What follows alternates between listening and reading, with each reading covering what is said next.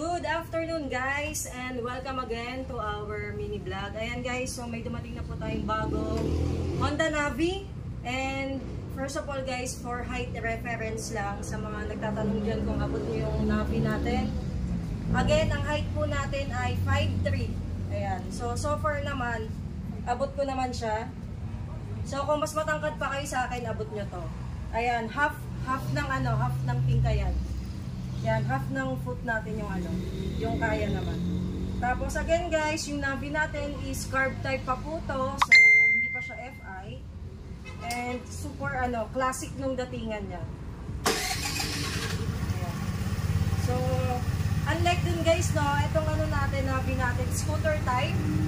Okay guys, scooter type. Tapos, yung side stand niya, may kill switch din. Ayan, nakala ko kanina walang kill switch eh.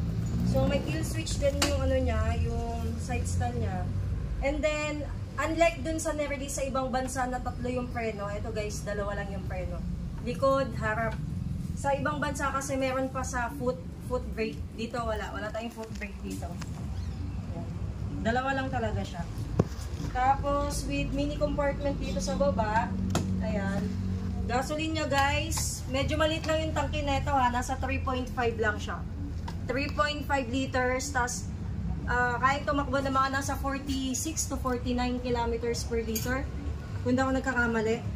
Tapos ang battery natin guys, nandito sa inuupuan ko mismo. Ayan, natatanggal to.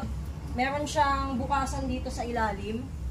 Itong seat compartment, nandito sa ilalim yung bukasan niya. Naka monoshock, tapos ano pa ba? Drum brake parehas.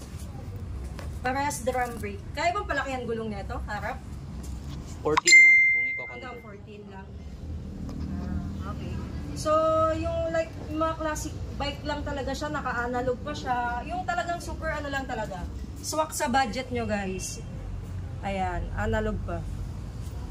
So, for Honda Navi natin guys, cash price is 58,100, all in na yon, free NTO registration, full face helmet, jersey, and plate holder. And then dun po sa mga nagnanais for installment po natin, bisitahin nyo lang po ang ating Facebook page, Honda Desmark Valenzuela, and then click sign up. Pag cash naman po, pa-line up lang po tayo dito sa branch.